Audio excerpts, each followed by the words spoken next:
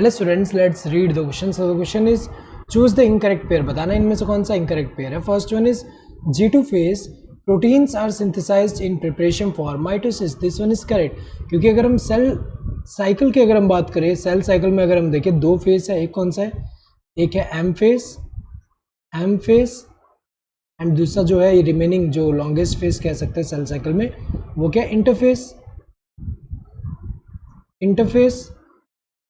तो यहाँ पे अगर हम देखें ये जो दो फेस में अगर हम देखें, एम फेस में क्या हो रहा है, यहाँ सेल डिवीजन, और यहाँ पे इंटरफेस फर्दर डिवाइडेड है यहाँ पे 3. यहाँ पे फेस में एक कौन सा है G1, then S phase, then G2 phase. यहाँ पे क्या होता है, सेल जब डिवाइड होगा, जैसे माइटोसिस का एग्जांपल है, तो जो डॉटर सेल फॉर्म होगा इसका क्या होगा, सेल जो है ग्रोथ होगा.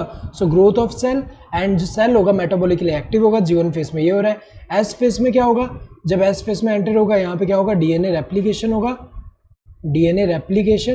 और डीएनए रेप्लिकेशन के साथ साथ यहाँ पे क्या होगा, सेंट्रीओल का डुप्लीकेशन होता है.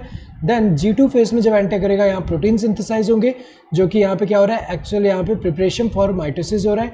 तो अगर देखा जाए ये तो करेक्ट है. G2 फेस में क्या हो रहा है, प्रोटीन सिंथेसाइज हो रहा है प्रिपरेशन फॉर माइटोसिस के लिए. Then G0 phase, cells in this phase remain metabolically active but no longer proliferate. So this one is also correct. यहाँ पे क्या होता है, कुछ सेल्स जो होते हैं वो G1 फेस में, जैसे यहाँ पे हो रहा है, यहाँ से एग्जिट हो जाते हैं, G0 फेस में एंटर हो जा रहे हैं. तो इसमें होता क्या है कि ये फर्दर यहाँ पे आगे नहीं जा सकते, तो सेल डिवाइड नहीं होगा. तो ये टेम्पररीली भी हो सकता है और परमानेंट भी हो सकता है, डिपेंडिंग ऑन कौन सा सेल है. जैसे अगर नर्वस सिस्टम में अगर हम न्यूरॉन सेल की बात करें, न्यूरॉन्स क्या होते हैं, न्यूरॉन्स की अगर हम बात करें वो मेटाबॉलिकली तो एक्टिव होंगे.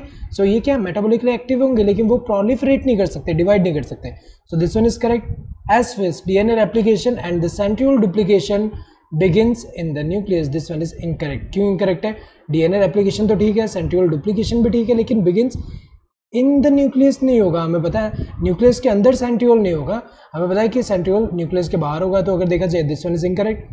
G1 phase, the cell is metabolically active and continuously grows.